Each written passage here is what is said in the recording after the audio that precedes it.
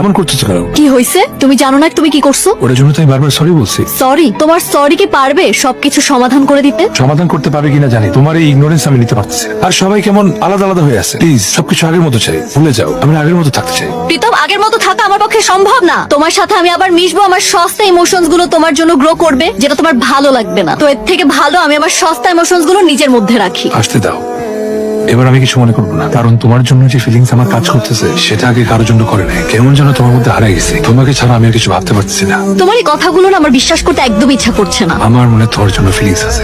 আমি তোমাকে ভালোবেসে ফেলছি, আর আমার মায়ের কথা বিশ্বাস রেখে বলতেছি আই লাভ ইউ। প্রীতম, আমি কি তোমার জীবনের ফার্স্ট লাভ? আমি কার জীবনের সেকেন্ড লাভ হতে চাই না। না, আমার আগেও অনেক রিলেশন হয়েছে, কিন্তু কখনো প্রেম হয় না। ইউ আর মাই ফার্স্ট লাভ।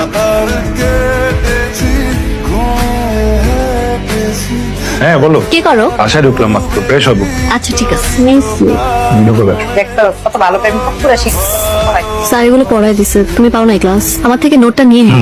এত সুন্দর ভার্সিটি লাইফটা কালকেই শেষ হয়ে যাবে রে। আয়রার বাসা তো সবকিছু জানাজানি হয়ে গেছে। ওর আব্বু বলছে আমাদের এসব প্রেম ভালোবাসা কোনো কিছু নেই, বুঝবে না। আমাদের দুইজনের বিয়ে দিয়ে দিবে। খুব দ্রুত চাকরির ব্যবস্থা করতে হবে। ভালোই তো, তোদের তো সব সেট, বিয়ে সেট, চাকরি সেট। আমার কোনো প্ল্যান নাই। আর লাইফে প্ল্যান করবো, সেই প্ল্যান ওয়ার্ক করবে না, ফেল করবে, সেই জন্য আবার প্ল্যান করবো। ওইসবের মধ্যে আমি নাই। আমার লাইফে যেটা আসবে সেটা ফেস করবো। Living in the present bro. এখন তাহলে কি করবে? বিয়ে করবেন।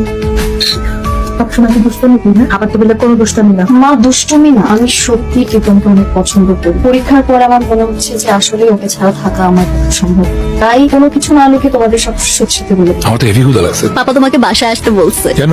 বাসায় আমাদের রিলেশনের কথা বলে দিচ্ছি। বাবা বলছে তোমার ফ্যামিলিকে নিয়ে বাসায় দেখা করতে। আমি তো এখন এগুলো নিয়ে কথা বলতে চাই না। কেন? এখন তো বিয়ে করার প্ল্যান নাই। পরে প্রীতম, আমি তোমাকে অনেক মিস করি। আমি তোমাকে ছাড়া থাকতে পারবো না। আমাদের তো প্রতিদিন দেখা হচ্ছে। মিস করতেছো এখন, আমিও তো তোমাকে মিস করি। এখন মিস করলে কি বিয়ে করে ফেলতে হবে না? বিয়ে কোথা থেকে আসলো? Out of nowhere. না, না, না, না, আমি বিয়ে করতে পারবো। রিল্যাক্স, ঠিক আছে। তুমি বাসায় আসো, পাপার সাথে কথা বলো।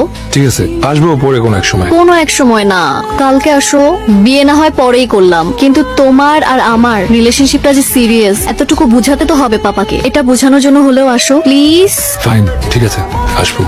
কি করছে এখন? তেমন কিছু করছি না। কোম্পানির সফটওয়্যার ডেভেলপমেন্ট কাজ তোমার বাবা কি করে? উনি আমাদের সাথে থাকেন না। আমরা অনেকদিন ধরে সেপারেটেড। ওর যখন 7 বছর বয়স তখন থেকে আমরা আলাদা থাকি। প্রবলেমের কারণে আমরা কি করে?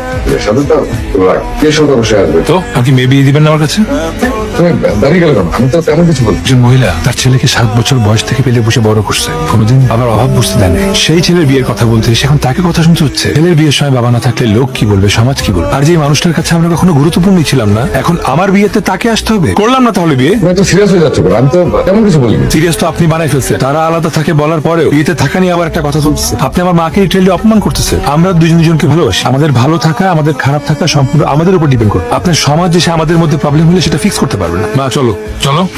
একদম আসবে না। কেন আসছো? Pritam, I am sorry. Sorry for what? Pritam please easy হো। আমি পাপাকে সব বুঝাই দিই। সব কি বুঝাবো? আমার বাবা বিয়েতে আসবে এটা বলবা? তুমি অলরেডি মনে করতেছো আমি এটা বেয়াদব ছিল। আমার সাথে তুমি সুখে থাকতে পারবা না। তোমাকে মানা করে দাও, পালায় চলে আসবে। আসলে তো লাভ নেই, আমি তো তোমাকে দিয়ে বলবো। এখানে আমার মার কোনো সম্মান থাকে না, আমিও থাকি। প্রীতম, আমি তোমাকে ছাড়া থাকতে পারবো না। আরে বুঝার চেষ্টা করো। প্রীতম প্লিজ। বুঝার চেষ্টা করো। তুমি আর আমি থাকতে পারবো না। ছাড়ো। ঠিক আছে, আমি চলে যাচ্ছি। যদি কখনো মনে হয় আমার সাথে ভালো থাকবে, সেদিন দেখো। সবাই বেরোচ্ছে, চলো। একটু সময় আমার পাশে দাঁড়াবে? জাস্ট একটু সময় পাশে দাঁড়াও। নতুন করে শুরু করো, ভুলে যাও পিছনের কথা। জীবনে কিছু কিছু জিনিস না পাওয়াই ভালো। আমি কালকে মাকে নিয়ে কানাডায় চলে যাচ্ছি। ওয়েট করছে সবাই, আসো তাড়াতাড়ি। প্রীতম, টাকা পয়সা বাড়ি গাড়ি এটা সফলতা, কিন্তু বাবারে ভালো থাকা না। ভালোবাসার মানুষের সাথে কষ্ট করে থাকতে পারাটা অনেক বড় আনন্দের বিষয়। আমরা যে ভুলটা করেছি সেটা করিস না বাবা। সরি, তুমি আমাকে যতটুকু ভালোবাসো তার চেয়ে অনেক গুণ বেশি ভালো আমি তোমাকে বাসি। যেতে পারলাম না, তোমাকে ছেড়ে যাওয়া সম্ভব।